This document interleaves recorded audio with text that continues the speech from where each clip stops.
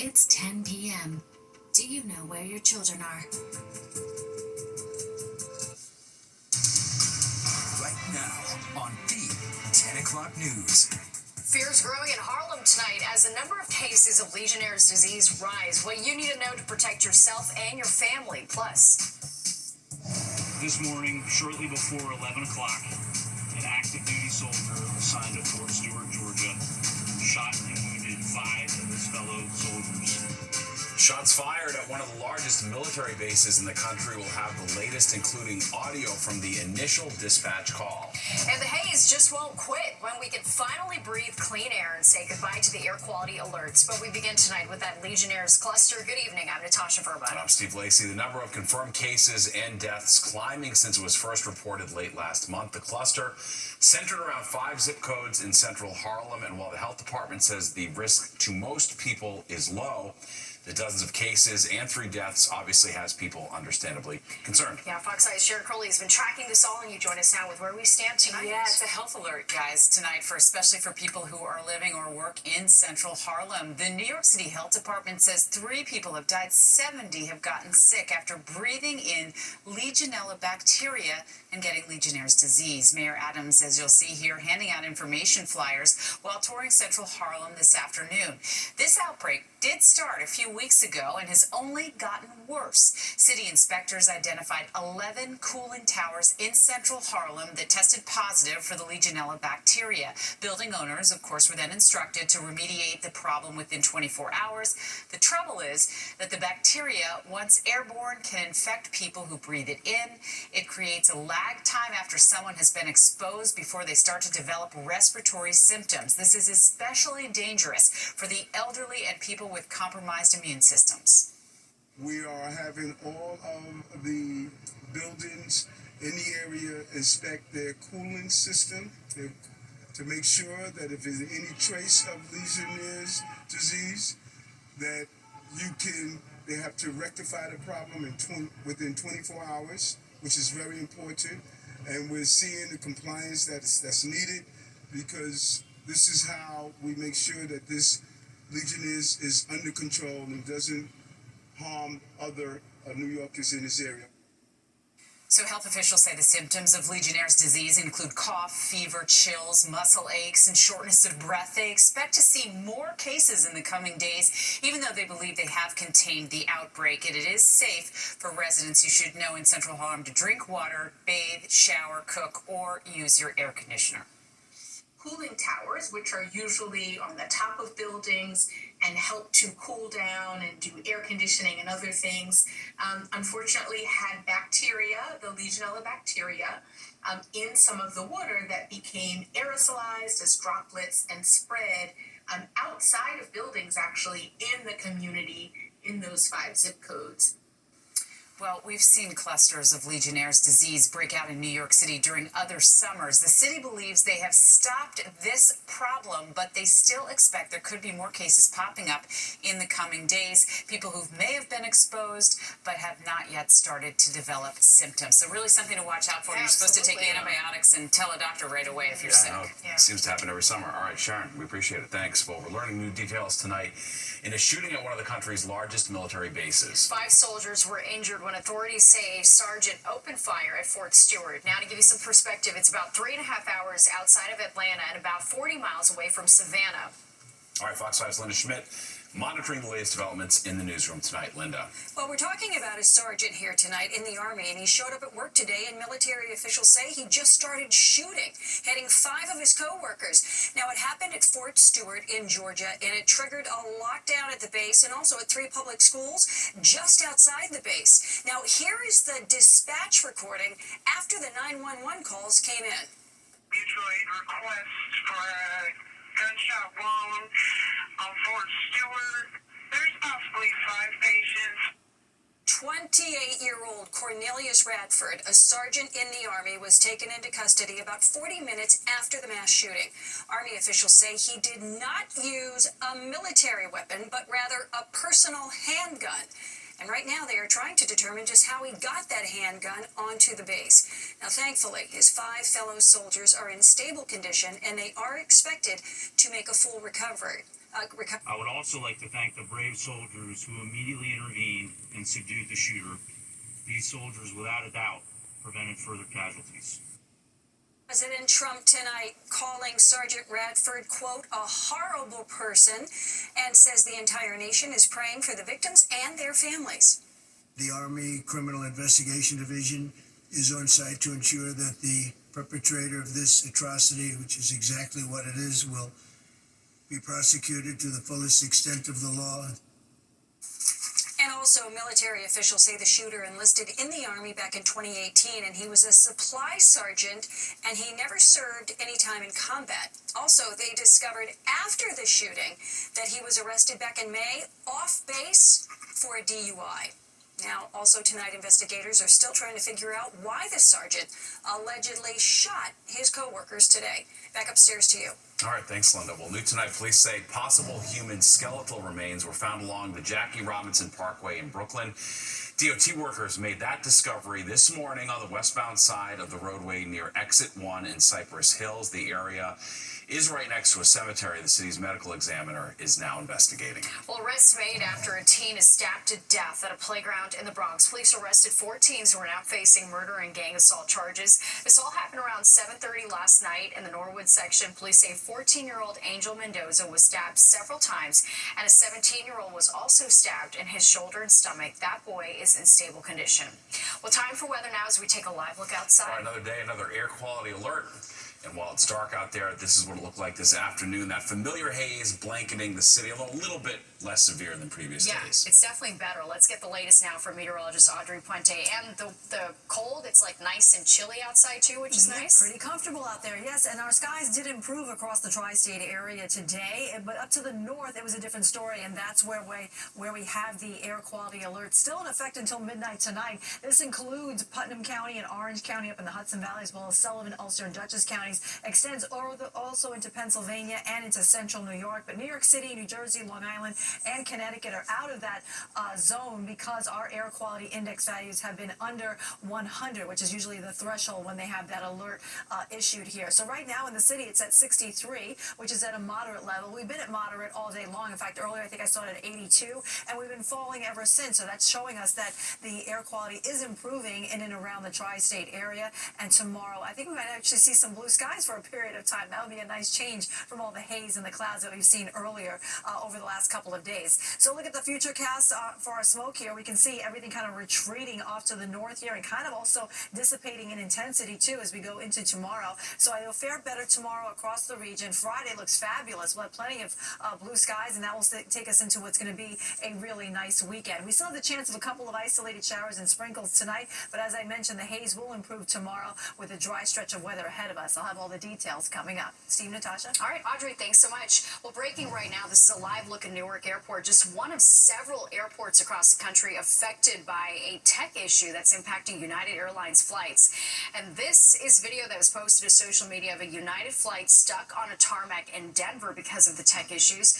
United telling Fox 5 in a statement that we are working with customers to get them to their destinations after a technology disruption on Wednesday evening. The underlying technology issue has been resolved, and while we expect residual delays, our team is working to restore our normal operations. President Trump said he plans to put a 100% tariff on computer chips. That move likely to increase the cost of electronics, cars, and household appliances. The president says that companies making chips and semiconductors in the U.S. would be spared from the higher tax. Demand for computer chips has been climbing worldwide, with sales increasing nearly 20% for the year ending in June. The move intended to encourage domestic production of computer chips. And tonight we're hearing from a woman who says she was a victim of Jeffrey Epstein in the late 90s. Alicia Arden says she filed a police report against Epstein in 1997 and claims he sexually assaulted her in a California hotel room. She's calling on the Trump administration to release the Epstein files. She also weighed in on the Justice Department's recent interview with Epstein accomplice Ghislaine Maxwell. Maxwell should not be pardoned. She was convicted of sex trafficking of children. Maxwell was recently moved from Florida to a lower security prison in Texas. Transcripts of her meeting with the DOJ could reportedly be released as early as this week. A new body cam footage is released of the deadly Midtown shooting suspect. All right, it's giving us new insights into the mental history of Shane Tamura going into his rampage. Plus this. Rents are on the rise, but not here. I'm Richard Giacobis in New Rochelle, where a building boom is being credited for bringing the prices down. That's next on the 10 o'clock news. Saying an autopsy done on a woman found in Montauk early Tuesday showed no evidence of violence, but the final cause of death is pending for 33-year-old Martha Nolan O'Slatera, a designer from Manhattan. Her body was found on a boat that was docked at the Montauk Yacht Club off Star Island Road. Good Samaritans attempted CPR, but she did not survive. Anyone with any info is asked to call Suffolk County Police. A report in the New York Times claiming President Trump is debating whether to intercede in the New York City mayoral race in order to block Democratic Socialist Zohran Mamdani. According to the Times, President Trump even called former Governor Andrew Cuomo in recent weeks to discuss the race. Now that Mamdani has won the Democratic primary, there is concern among business leaders and others in Trump's circle about how Mamdani's policies, like raising taxes on the wealthy and freezing the rent on rent-stabilized apartments, could affect the city's economy. Mamdani reacting to that news today. Whatever Donald Trump seeks to do to influence the outcome of this election, I have more faith in New Yorkers themselves. What they want is someone who can stand up to an authoritarian administration and to the billionaires that gave us that administration. A spokesperson for Cuomo issued a statement saying in part the governor and the president have not spoken in some time. As far as I know, they have not discussed the race. And for more on the mayor's race, you can tune into our brand new show, Battleground NYC, The Fight for Your Vote, where we are following the latest up-to-the-minute information on the race for New York City mayor. It streams every weeknight at 7 p.m. on the Fox Local app from now until Election Day. Well, hearts are heavy in Harlem tonight and across the city. Lloyd Williams, the president and CEO of the Greater Harlem Chamber of Commerce, has died. Yeah, he was also the co-founder of Harlem Week. Fox 5's Kendall Green takes a look back at his life and legacy. The gray clouds hovering over Harlem offered a fitting climate, reflecting the loss of a local icon. In the heart of Harlem Week, the community is honoring the legacy of Harlem Week's co-founder, Lloyd Williams, who died Wednesday morning at 80 years old following a battle with cancer. His legacy, who he is and was and will be, is a champion for Harlem. Marco Nobles spent decades working alongside Williams. Williams grew into one of the most vocal advocates for his historic neighborhood. His legacy is Harlem. It is Harlem Week. It is 51 years of Harlem Day that turned into Harlem Week that became one of the most well-known cultural festivals in the Northeast, if not in the country. Whether through honoring the impact of gun violence interrupters, empowering businesses as the founder of the Greater Harlem Chamber of Commerce, or gathering experts guiding a conversation about climate change, Williams worked on behalf of Harlem until his very last breath to promote his neighborhood as a model for the world. If we can shine a light on Harlem, we therefore shine a light on communities of color around the country and around the world. Similar to prestigious predecessors like the Honorable Percy E. Sutton, Williams blazed new trails for Harlem families and businesses. He's helped me to really think about way beyond what my job is or what I'm doing. It's what kind of impact I can make in a community like Harlem. The Greater Harlem Chamber of Commerce shared Harlem Week will continue as planned, sending Fox 5 a statement in part that says, quote, "For more than 50 years, Lloyd has worked tirelessly to improve the quality of life and shape both the cultural and economic identity of not just Harlem, but the city as a whole." The key word is common. And he said, and if we remember what we have in common, we will become communal. And if we become communal, we will communicate. And if we communicate, we will have a community. In Harlem, Kendall Green, Fox 5 News. Yeah, he will be missed. Well, raising a ruckus at a local rest stop or service area, as they're known in New Jersey. Where a new traffic pattern is literally taking a toll on people who live nearby. And the smells of New York City are hard to describe, but not the ones coming from these billboards. All thanks to Selena Gomez.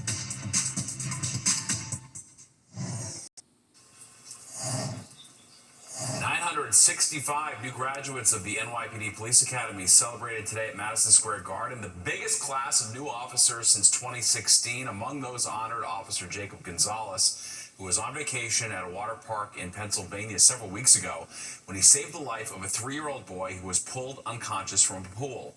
Officer Gonzalez performed CPR for 6 minutes until the child responded, with doctors later telling the child's family that the officer saved baby Niall's life. Those are the instincts that this job demands, the ability to stay calm in the face of panic and to trust your training when there's no time to think. The young child and his family were in attendance at today's graduation, and they were on stage as well, as Officer Gonzalez was presented with the Commanding Officer Award for Outstanding Probationary Officer. Definitely a nice moment there. Wow. And turning back to the weather as we take a live look outside. All right, finally, the air quality is getting better. That's the good news. Audrey's back with an update, and definitely more comfortable as well, Audrey. For sure. We had some cooler temperatures across the region today with numbers below normal for this time of year. We've had some clouds, too, across the area, and now we're starting to see some rain coming out of those clouds.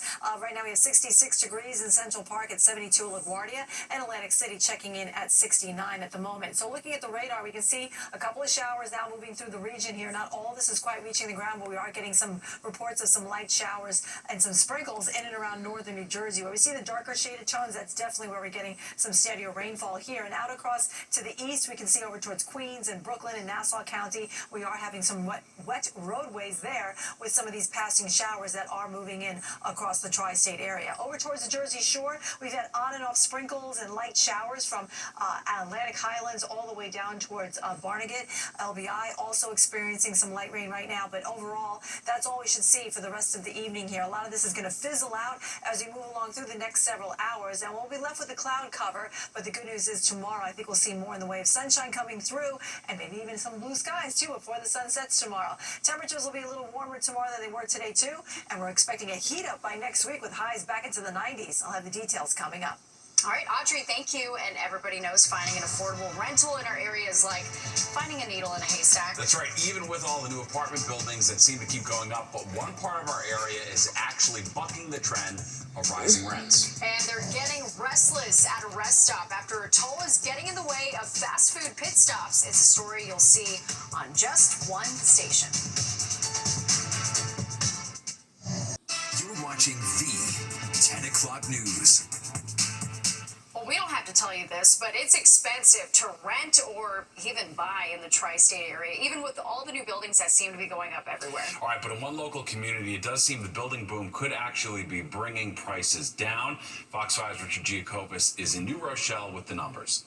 Everywhere you look, skyscrapers dot the map of the Queen City of the Sound, a city that now reigns above most of her suburban neighbors when it comes to finding a place to live. You know, I've seen New Rochelle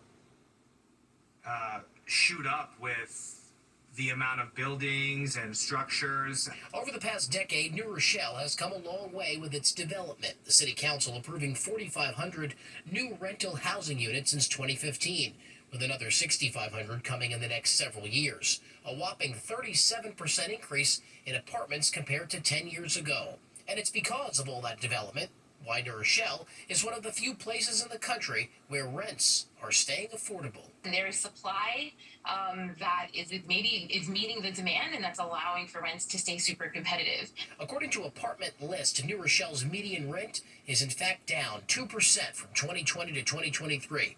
Compare that to rents that were rising by double digits nationally during that same time frame. Right now, we've authorized 31 buildings, and we're about 2/3 of those being completed. So let's just see what happens when we finish up. 11,000 units, 11,000 kitchen table moments, 31 buildings. Mayor Yadira Ramos-Herbert credits supply exceeding demand, where private developers are guaranteed an approval to break ground within 90 days. Vincent Cayola is a real estate broker for Houlihan Lawrence. So people are coming to Westchester, more specifically New Rochelle, for more space, affordable renting, where you can actually have over 1,000 square feet. This is just one example of some prime real estate in the heart of New Rochelle. One Clinton Park, a 28-story luxury high-rise built back in 2022 that is 92% occupied, according to the mayor. And she believes that more skyscrapers like these could be on the horizon. She also hopes that more cities across the U.S. take a page out of New Rochelle's playbook. In downtown New Rochelle, Richard Giacobbe, Fox 5 News.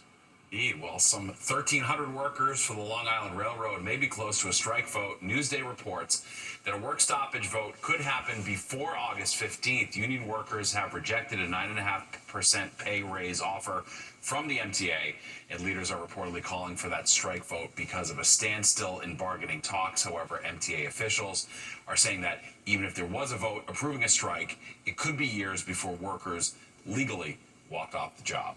And today, the redevelopment plan for Lenox Hill Hospital was approved by city council committees. This allows the proposal to head to the full council for a vote.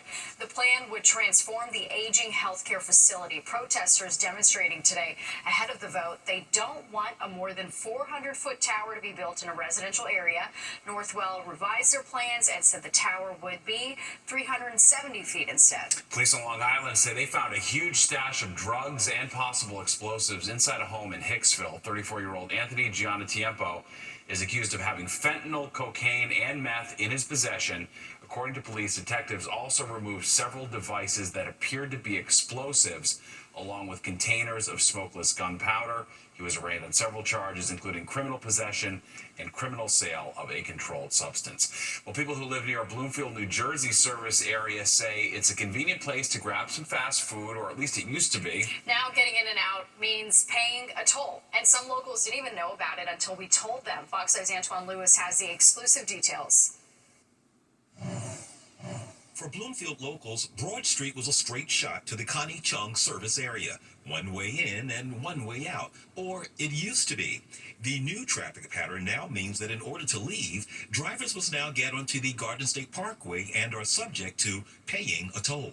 I did not realize that. That's tea. Are you comfortable with paying a toll to have to? I mean, it's a little, it's a little extra. The service area houses popular businesses like Chick-fil-A, Burger King, and Starbucks, which some say is a whole lot easier to get to for those who live nearby.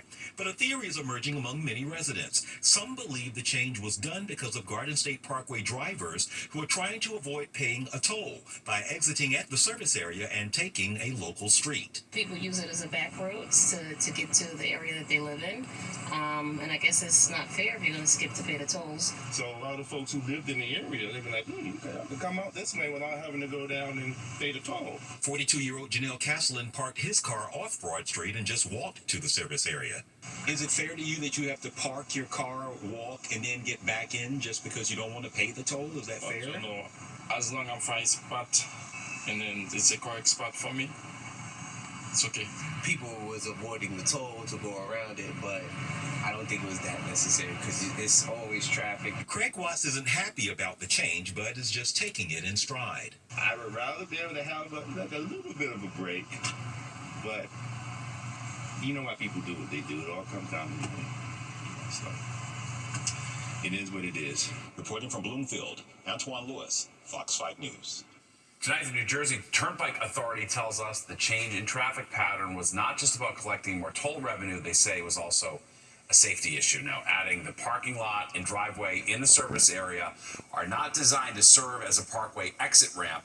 The additional traffic puts pedestrians at risk. So about 3 months ago, the driveway at the rear of the service area was converted to a one-way, and traffic was prohibited from exiting onto Broad Street. Well, we are just days away from a huge first. That's right. On Saturday, a New Jersey native and Hofstra grad will be the first woman to umpire in the majors. Plus this. You heard of scratch and sniff stickers, but what about billboards? I'm Jessica Formoso, while Selena Gomez has people trying to get a whiff. That's next on the 10 o'clock news. Asking what's that smell can be a very loaded question, but in one part of town, the answer may pleasantly surprise you. Yeah, as Fox 5's Jessica Formoso shows us, it all has to do with Selena Gomez and some perfumed billboards. Stop, scratch, and sniff a billboard. That's really good. I get it. What they are smelling is perfume. Pop star Selena Gomez promoting the first fragrance by her popular Rare Beauty line in a very unique and creative way. To make the billboards, her marketing team developed a scented ink which releases the fragrance when folks scratch the designated area. It's funny at first. I didn't believe it. I thought it was just like a joke, but I smell it and I like it. I guess it worked. But I think this for sure gets your attention, and it's like more interactive and more like a little more personal, I guess, than like the free samples that you get. I know that everyone's going wild for it though. There's a lot of buzz around this fragrance on social media. So of course we had to come out and try it out for ourselves. Yes. It does smell really good. Now, marketing experts say this is brilliant marketing, something that has never been done before. It is such the obvious stroke for launching a scent. So, normally with billboards, you see them, you read them, you walk past them. But with this billboard, you interact, and it appeals to yet another sense. Not just your eyes, not just your mind, but your nose as well. And so it's a sampling opportunity. Mark DeMassimo, a marketing expert, says the return on investment for this idea is much more than what Selena's team spent on the billboards. The amplification of this story, people like us talking about it here, people talking about it online, people going and interacting with it and sharing it, it's massive, unpaid extensions of their media. Yeah, I feel like it's really cool marketing. It definitely gets you to stop. I'm interested in buying it now. It's clearly paying off, going viral on TikTok, getting people to come right to one of the 3 billboards across New York City, which will come down on Thursday. Saw a TikTok video, had to come see if it's real. Love the smell or hate it, it's working. People are talking about it. In Chelsea, I'm Jessica Formoso, Fox 5 News. Well, we are certainly in a post-pandemic era. Yeah, people going up there and sniffing, getting their Everyone's face right in touching it, for sure. It's a good sign things have returned and all. Yeah, good marketing though. Yeah. All right, could New Jersey be the new epicenter of hip-hop? All right, some big names exploding onto the hip-hop scene, and they're all from the Garden State. Lisa Evers takes a deep dive. Hey, will the real Slim Shady please stand up? You won't find him here, but you will find his kind of spitting image. Well, could the end be near for the king of all media? New reports claim SiriusXM could be close to canceling Howard Stern's radio show. If true, it would end a nearly 20-year run on satellite radio. Fox Eye's Richard G. Kovis has more on the potential shakeup and reaction from fans. Me, Howard, and I am live. In the middle of his summer vacation, Howard Stern broke into his own channel on SiriusXM Wednesday morning, not to address any rumors that his show may be coming to an end, but instead to promote that the band Metallica will soon be getting its own channel on satellite radio. I am joined today by my dear friend and most fantastic drummer, Lars. Lars from Metallica. Rumors began swirling this week that after 2 decades on satellite, Sirius and Stern would be parting ways. Multiple reports quoting insiders who claim that the Howard Stern Show will be canceled at the end of the year because of a drop in listeners and the king of all media refusing to accept a pay cut. I don't like that. I think you got to pay homage to the greats, you know? I think Howard Stern is a legend. The Shock Jock's $500 million 5-year deal ends in December, with some reports suggesting that Sirius could still make Stern an offer to extend, but that the company doesn't expect him to take it. Stern's not putting in the monster ratings numbers he once did. Critics claim his show is getting boring and relying too much on celebrity guests, some of them being the same guests Stern used to hate on. He's become sort of a different guy. He doesn't really have the shock jock value anymore, which I think is what sold it in the first place. Some of my dearest friends just stopped watching him or listening to him. A spokeswoman for SiriusXM declined comment, but did point us to a statement made by SiriusXM President Scott Greenstein, who spoke on an earnings call earlier this year, saying in part, quote, "As for Howard, he's a singular talent. No one pretended when Johnny Carson or others retired that the new group would replace them. They were just simply filling in on those slots. So Howard, we hope he continues forever." And in true Stern Show fashion, Howard is still keeping his fans guessing, ending his surprise summer show with a promise to return after Labor Day. We're back live Tuesday, September 2nd. I want you to know that. And until that day, we'll leave you with a Baba Booey and a bye for now. In Midtown, Richard Giacobas, Fox 5 News. Bye for now. All right, very well done, Richard. Well, there's more of the 10 o'clock news straight ahead. We'll be right back. If you missed any part of the 10 o'clock news, you can always catch it on Encore on our free streaming app, Fox Local. Where you can stream our newscasts anytime. Have a great night. We'll see